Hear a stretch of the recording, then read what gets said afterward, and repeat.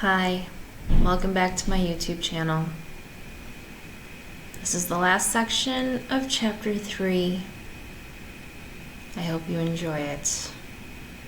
Okay, so a lot of this chapter, pretty much most of this chapter so far, we've been solving equations, but we haven't really looked at a few different special equations that we're going to look at in this section, because when you're solving equations, not every equation has just a single number solution for like x, so like x equals 3. Some equations could have no solution. Some might have one, which all the ones we've solved so far have one solution. But there are some equations that could also have infinite solutions.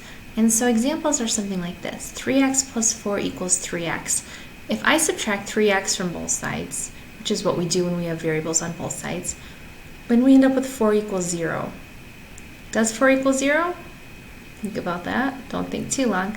But because this is not a true statement, there is no solution to this equation. There's no number I could plug in for x that is going to make these two sides equal to each other. Think about it. If I plug in 1, 3 times 1 plus 4 is 7. 3 times 1 is 3. Does 7 equal 3? No, it's not going to work. No matter what I plug in for x, this equation will never have a solution.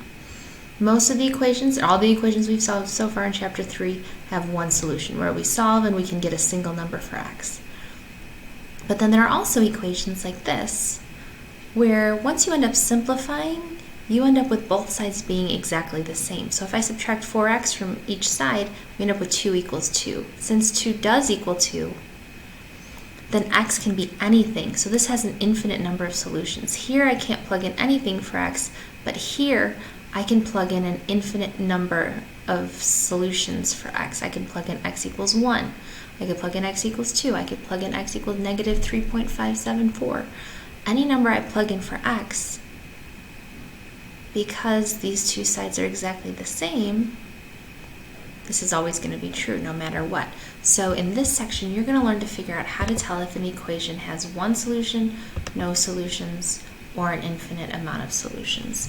Now, these notes are on page, the section starts on 159, and we're going to start now with example 1 on page 160. Like I said many times already, you must show me notes to prove that you have watched the video. So if you have no notes, you get no credit for watching the video. There are plenty of blanks on page 160 through 163 for you to fill in. So you need to make sure you're filling in those blanks. If you don't have your workbook, you can just write the problem on a separate sheet of paper and write the work there. You don't have to write like all the words, but like if it's an equation, write the equation and write down the steps. The reason notes are important, you need to have examples to look back on.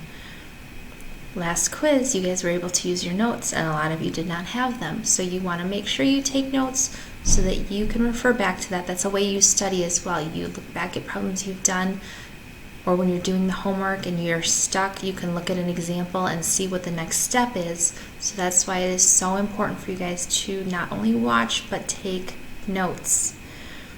So here's an equation with infinitely, well, we'll find out actually how many solutions it has.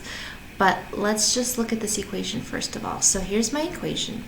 You guys know that by now we would first distribute to get 6x minus 18 on this side. Distribute over here to get 6x minus 8. And then on the left, we can simplify this even further. So negative 18 plus 10, we can write that as negative 8. Then we subtract 6x from both sides, and we end up with negative 8. Negative 8 equals negative 8. Because negative 8 does equal negative 8, this equation is always true because any value can be substituted to make the equation true. So you see that at the beginning, we can't really see, but once we simplify, we see that both of these sides, when simplified, are exactly the same. So if these are exactly the same, x can be any number. So this one has an infinite amount of solutions. So if you get something like this, where when you subtract the variable on both sides and it cancels out on both sides, but you end up with a true statement, when this statement is true, then this means there's infinitely many solutions. So let's look at another example, an equation with no solution. So for this one, again, we want to simplify this equation here. So if you look at this, again, we'll distribute on both sides first, combine like terms, and you end up down here. So take a second to look through that.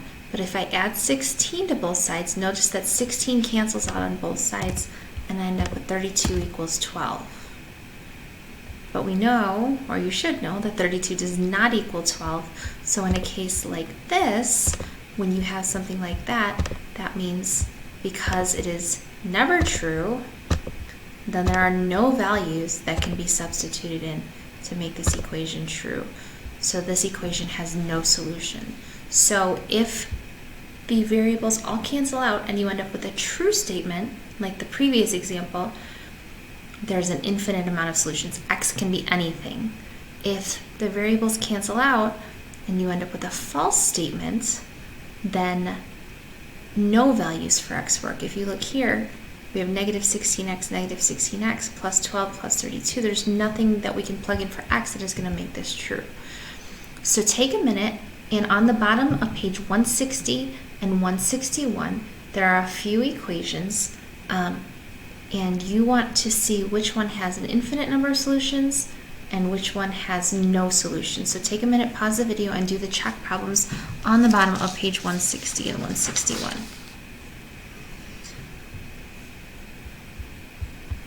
So then we want to be able to tell if an equation, or how to tell if an equation has how many solutions. So can we tell without actually solving it the number of solutions to an equation? And again, we really can, because here, if both sides end up equaling the same thing, then these will be, then this has an infinite amount of solutions. The coefficients are the same and the constants are the same. So the coefficient is the number in front of x and the constant is the other number. If the coefficients are the same, but the constants are different, then we can tell that this is going to be one with no solution, because if I subtract 6x, I'll have 3 equals 1. Here, if I subtract 6x, we'll have 3 equals 3.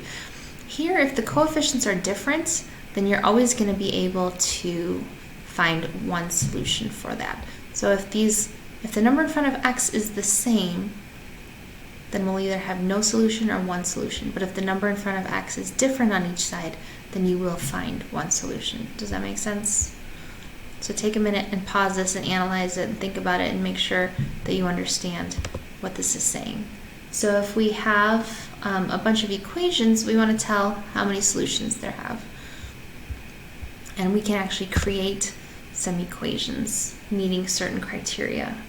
So if I want to create an equation with infinitely many solutions, okay, if I simplify this side and get 7x plus 4, okay, then what do I need on this side for us to have infinitely many solutions? Well, once simplified, both sides have to be exactly the same in order for us to have infinitely many solutions. So if this is my left-hand side, then you guys can fill in the blanks here. The box is on page 162, and the right-hand side has to be exactly the same as the left. So try the check problem on the bottom of page 162. If you don't have your book, here is